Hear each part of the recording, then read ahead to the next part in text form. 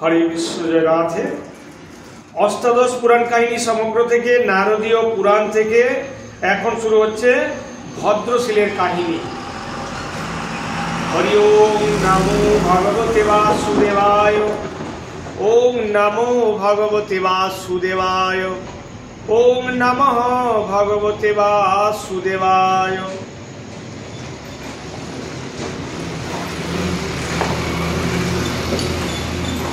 তো ভদ্রশীলের কাহিনী। নর্মদা নদীর কূলে এক সুন্দর তপবনে থাকতেন গালব ঋষি। তারই পুত্র হলো ভদ্রশীল। শিশুকাল থেকেই ভদ্রশীল হরিপরায়ণ। অন্যান্য বালকদের সঙ্গে খেলার ছলে মাটি দিয়ে বিষ্ণুমূর্তি গড়ে নানা রকম ফুল দিয়ে পূজা করে ওই ভদ্রশীল। তো সেই পূজায় বালকদের ভারী আনন্দ হতো। পূজা শেষ করে ভদ্রশীল বিষ্ণুর কাছে প্রার্থনা করলো, হে নারায়ণ, তুমি সকল লোকের মঙ্গল করো। পুত্রের এমন সব কাণ্ড দেখে গালব মুনি খুব অবাক হলেন। পুত্রকে কোলে নিয়ে জিজ্ঞাসা করলেন, তোমার চরিত মোরে করিছে বিস্মিত, তুমি যে নিত্য নারায়ণের পূজাদি করো, এসব তোমায় শিখালো কে? শৈশবে এমন বুদ্ধি জন্মিল কেমনে? তো মুনির প্রশ্নের উত্তরে ভদ্রশীল বলল, বাবা, আমার পূর্বজন্মের সব কথা মনে আছে, আমি ধর্মরাজের কাছে সব জেনেছি। ছেলের কথায় গালব মুনি তো অবাক হয়ে গেল। এইটুকু ছেলে বলে কি পূর্বজন্মের কথা সব মনে রেখেছে? জাতিস্বর হয়ে বলে, বৎস, পূর্বজন্মে তুমি কে ছিলে? তো ভদ্রশীল বলল, পূর্বজন্মে আমার জন্ম হয়েছিল চন্দ্রবংশে। নাম ছিল বর্ষকীর্তি। এই শশাগরা পৃথিবীর রাজা ছিলাম আমি। 1,00,000 বছর রাজত্বকালে বহু ধর্ম কাজ করেছি।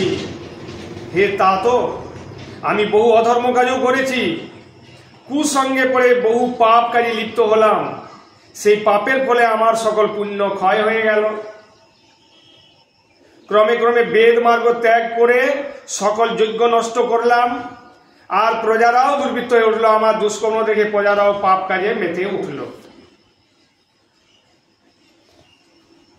হরে কৃষ্ণ, জয় রাধে। তো একদিন আমি মৃগয়ার জন্য বনে যাই, সঙ্গে বহু সৈন্য,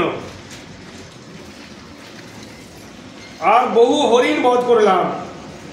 এক সময় আমি সৈন্যদের কাছ থেকে বহু দূরে চলে গেলাম। তখন আমি ক্ষুধা তৃষ্ণায় কাতর হলাম। ঘুরতে ঘুরতে নর্মদা নদীর তীরে একটি গাছের ছায়া বসে ক্লান্তি দূর করলাম। তারপর সেই জলে স্নানাদি করলাম। তারপর দিন শেষে রাত্রি এলো। সহসা আশ্চর্য এক দৃশ্য দেখলাম। তখন কত লোক কাননে এসেছে একাদশী ব্রতের জন্য। তাদের সঙ্গে জেগে রইলাম।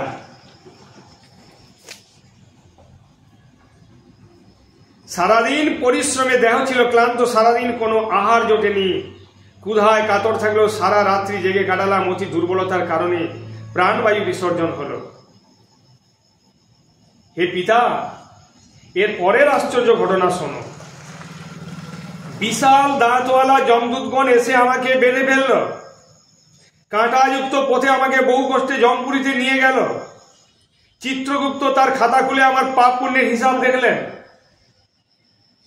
চিত্রগুপ্ত বললেন, এই ভদ্রশীল বহু পাপ কর্ম করে মহাপাপী ছিল, কিন্তু একাদশী দিনে অনাহারে অনিদ্রায় থাকার জন্য, বিশেষ করে নর্মদা নদীর তীরে মৃত্যুর জন্য সকল পাপ খণ্ডন হয়েছে। তাহলে একাদশী করলে কি হয়? আপনারা শাস্ত্রের মধ্যে যা শুনছেন বুঝতে পারছেন।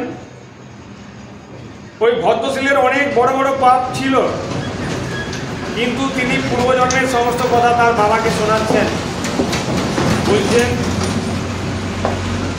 চিত্রগুপ্ত বললেন যে ভদ্রশীল বহু পাপ কর্ম করে মহাপাপী ছিল, কিন্তু একাদশী দিনে অনাহারে অনিদ্রায় থাকার জন্য, বিশেষ করে নর্মদা নদীর তীরে মৃত্যুর জন্য সকল পাপ খণ্ডন হয়েছে। হরে কৃষ্ণ, জয় রাধে।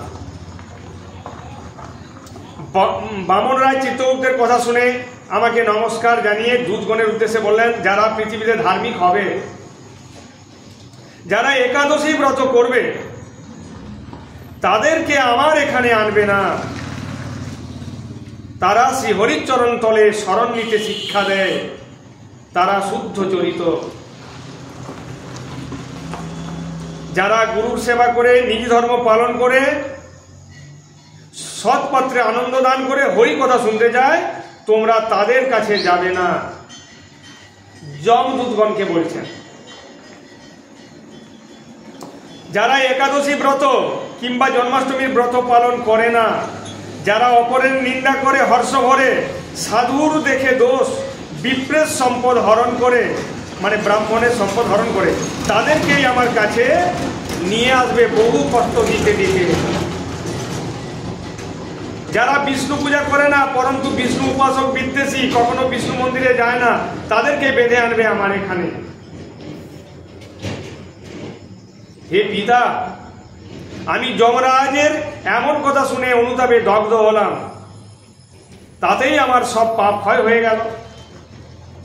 তখন আমার দেহটি হলো শ্রীহরির মতো অতীব সুন্দর, আমার দেহ থেকে জ্যোতি বেরোতে লাগলো।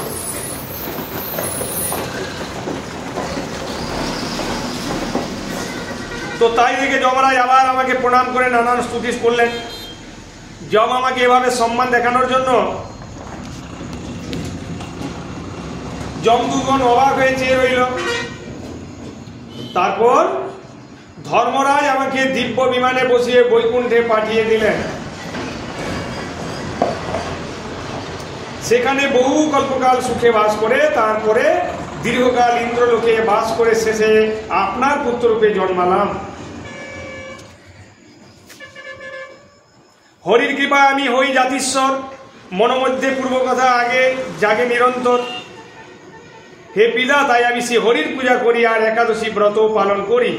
পুত্র ভদ্রশীলের কথা শুনে গালব ঋষি বললেন, ধন্য আমি হরিভক্ত, পুণ্যবান পুত্র লাভ করে আমার বংশ পবিত্র হল। হরে কৃষ্ণ, জয় রাধে।